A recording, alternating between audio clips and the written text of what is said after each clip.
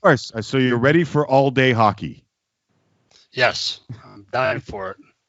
Real like all-day hockey? I can't wait. I'll do all 3 games every day if they let me. Brian, my question about this is they have the 4-hour windows for teams in between. And you know how guys are on routines and whatever, they prepare for games their own way. Understanding that none of this is perfect. If it's 2-2 at the end of 2 periods and as a team you're headed to the arena, what's the best way for guys to get ready for a game if one overtime turns into 2 or turns into 3 and you're stuck there? Well, there's no real good way to do any of that, but a lot of these guys have been through that. They played in high school hockey tournaments, that had overtime games, dressed in strange dressing rooms, start times pushed back, Memorial Cups, different dressing rooms. I think a lot of players have been through this experience before, but you just got to get ready to play. You got to wait till it's over, and then they're starting to do the ice, and you got maybe 90 minutes, maybe 60 minutes to get ready. But everything about this is different. It's not going to feel the same. The best of 5 is different. So it's 2020. We're going to have a double overtime game in the first round, in the play-in round, for sure. It's just like I knew the draft lottery would get messed up, and it did. I didn't know it would be this bad, but no, it's none of it's perfect. None of it's what they're used to. They're staying in a hotel. They're not getting their pregame nap in their own bed. They're not having their wife make their pregame meal. It's all different, but this is what we have, and players are going to have to adapt to it, and the teams that adapt to it best are going to win. Yeah, I was saying in the last block that I don't think we've talked enough about the guys who will be pried away from their young families, or the younger players who might get, into a bubble where they've never been before. How much do you think mental toughness is going to play a factor on the teams that are able to kind of make it through this run? Well, first off, they just got 4 months with their families, so it's not like we're putting them through this hardship after a regular season where they're traveling a lot. They just got four months in lockdown. But if you got a young kid at home and you're leaving the young kid and you're not going to be able to see the young, there is a little bit of hardship in that, is there not?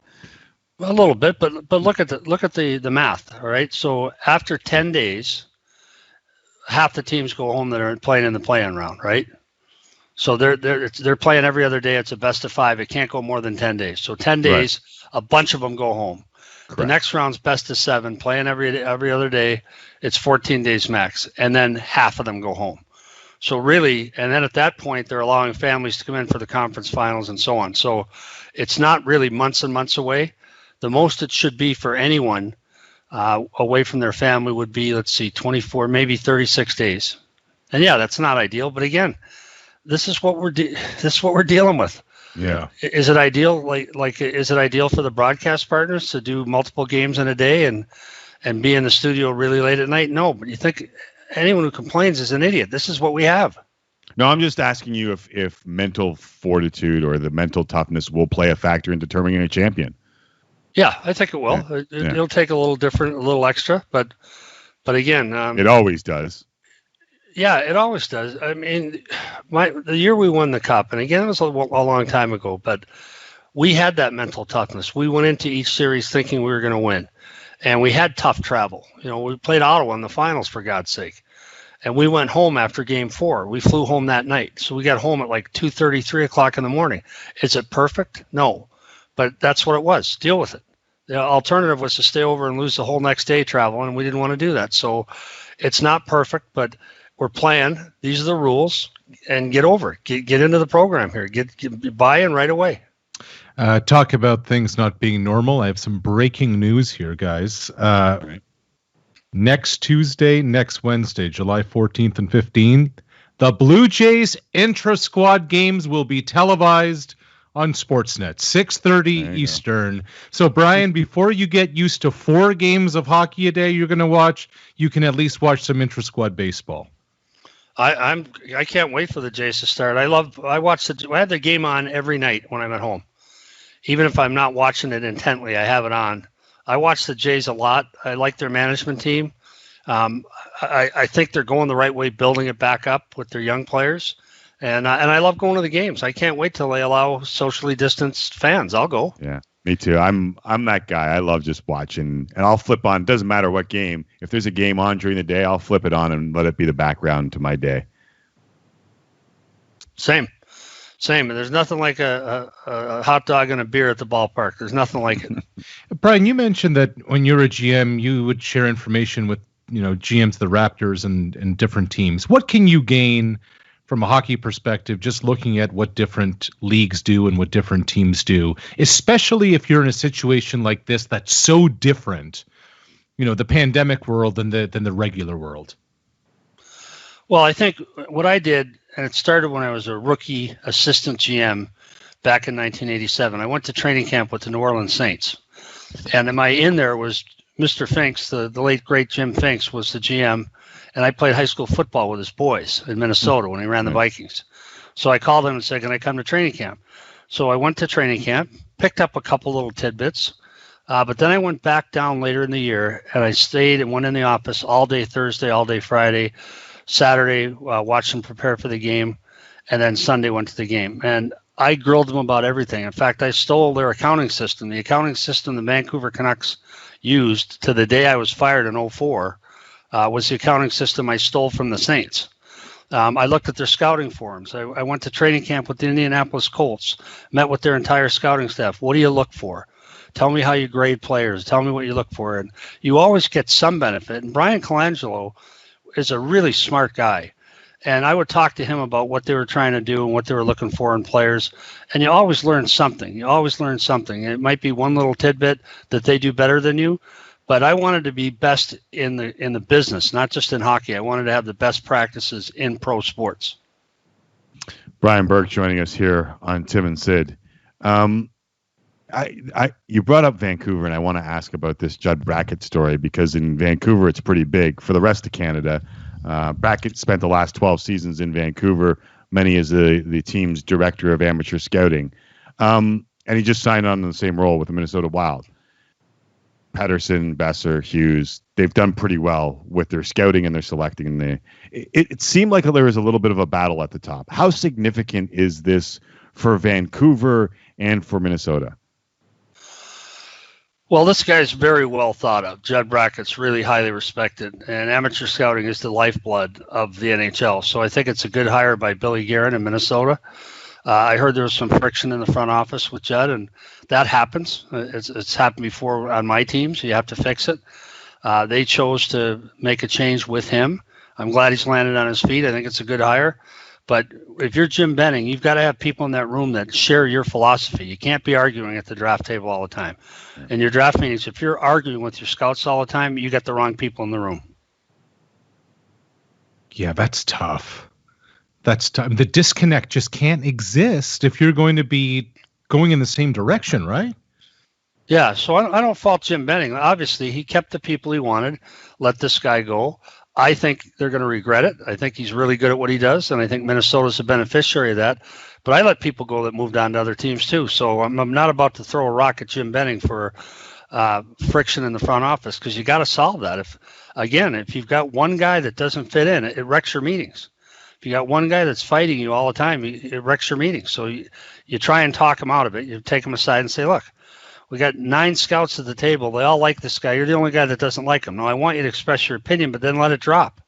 If we're going to put the guy at number 6, we're putting him at number 6. You don't like it, too bad. How much is sticking to the board? Once you set that board, Brian, is that the manual, or on draft day? I mean, there's so many different stories and there's so many different myths.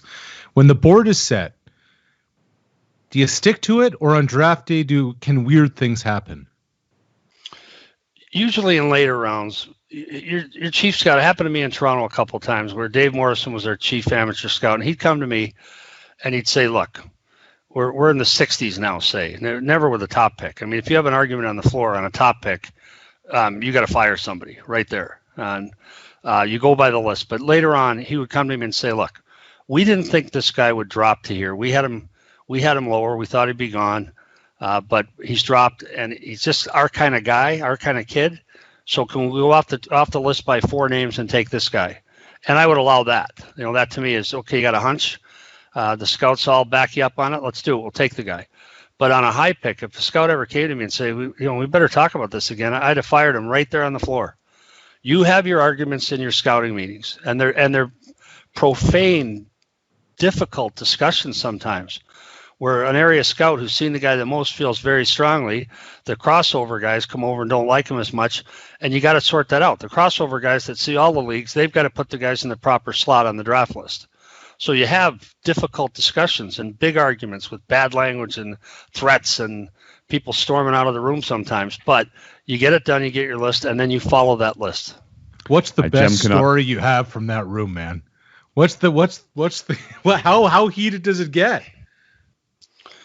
Well, when I was in Hartford, I had a scout that worked for me that was excellent. And he said, if we don't take this guy with our next pick, I'm quitting.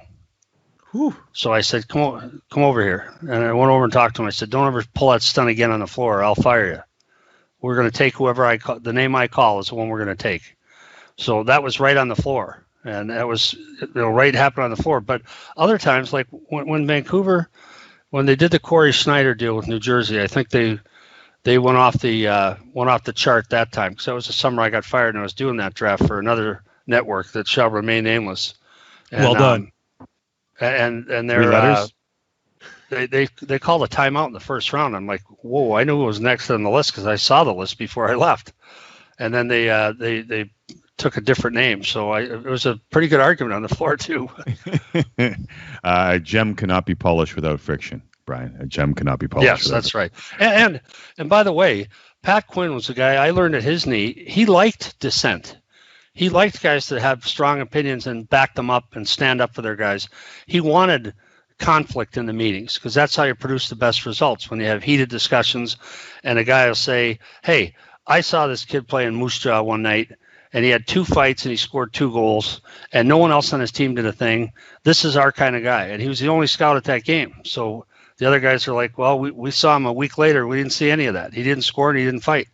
So you got to resolve it. And there's a problem with snapshots, right? And this is the danger of GM's scouting. So I would go into Moose Jaw to watch a kid, or watch 3-4 kids usually, and he was terrible. And I'd be driving back with the scout afterwards. We'd drive back to Brandon or wherever we were staying, and I'd be like, I can't believe you dragged me all the way out here to watch that piece of garbage.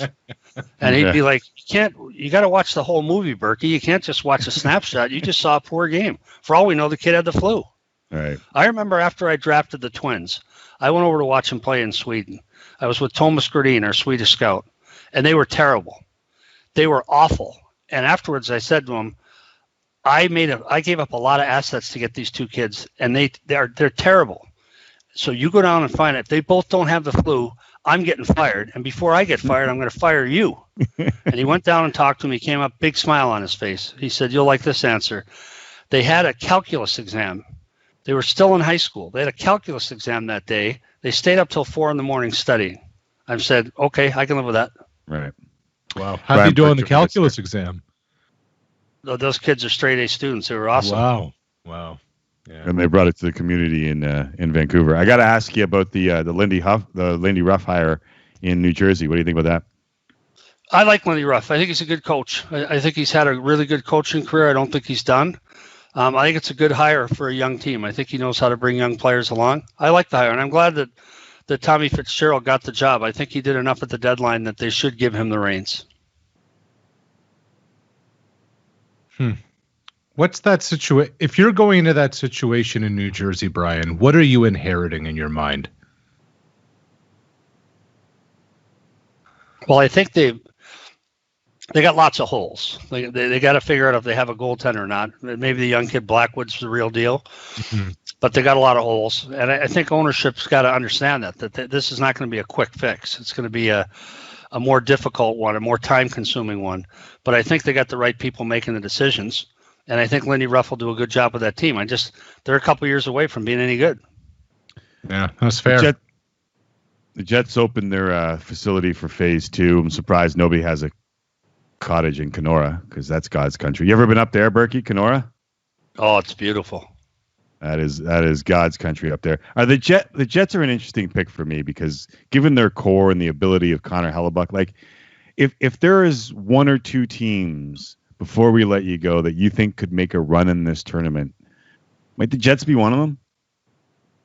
Well, I think they have a tall task in the playing round because they're playing a really good team that can score, almost when they want to when they're going well. They have the edge in net. They're a bigger team and they play bigger hockey. So yeah, I would put Winnipeg as a team that could do some damage and surprise some people. That's one team that would make me nervous if I were playing them, and mainly because of Hellebuck. He was outstanding this year.